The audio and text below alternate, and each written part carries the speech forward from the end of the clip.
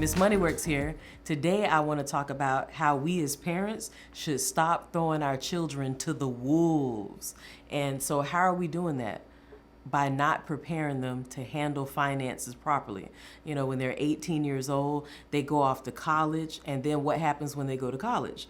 Many of them get student loans, and then they don't understand what they're signing, you know, that they're basically signing their life away, that those student loans you can't get rid of them in bankruptcy, and they can double every 4 to 10 years from 25,000 to 50,000 to 100,000 to 200,000.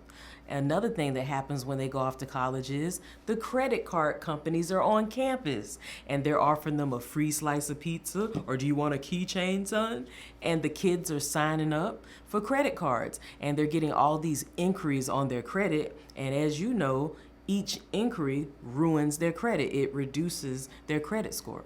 And then when they get the credit card, many times there's all sorts of processing fees. So half the credit is already gone in annual fees and processing fees. And I don't know about you, but when I was in college, I was like, oh my God, I got approved for a $300 credit card.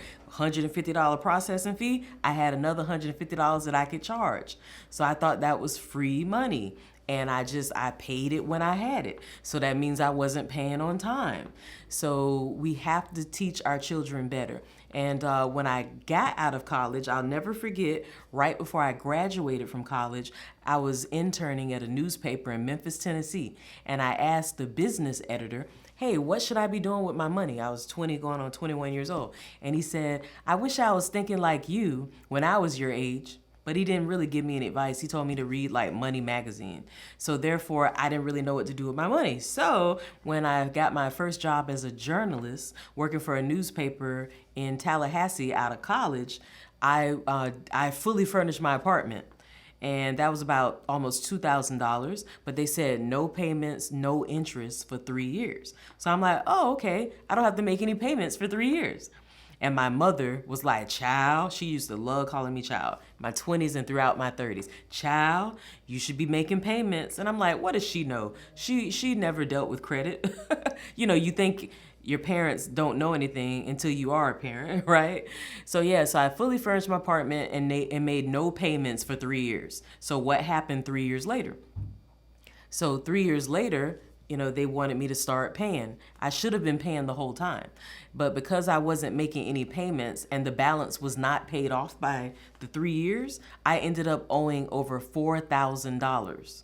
So, you know, when you make only the minimum payment, that credit card balance or that furniture account balance can double every 2.5 to every 4.5 years. So that's based on the minimum payment. I wasn't making any payments. So my balance doubled. And so therefore, not knowing anything, I just defaulted on it. And so eventually I got rid of it like years later because it had been 7 years on my credit. But long story short, I didn't know. And our children don't know if we don't tell them that when they look at the credit card and it's no payments, no interest for 9 months or 18 months or 3 years. They don't know that it means pay it off before that time or they're going to owe all that interest. They don't know that they need to be making payments.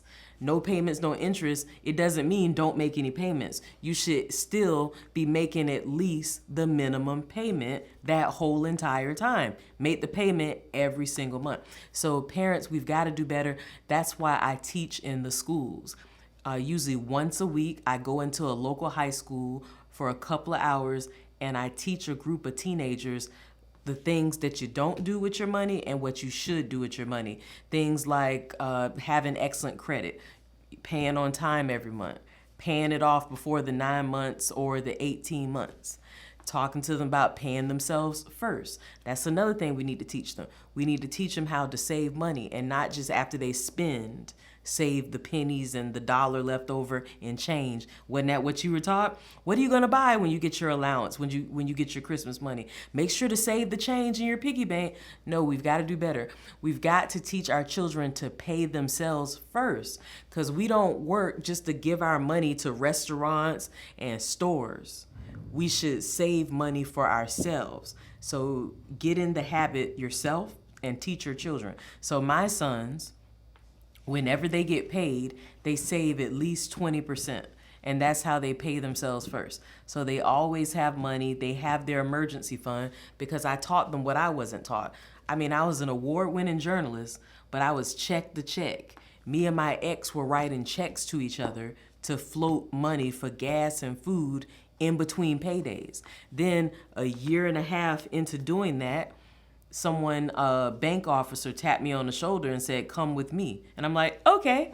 And then I go with him. He's like, "You know that's check kiting what you're doing, right?" I'm like, "No." "And you can go to jail for that." I'm like, "Ooh, I'm sorry."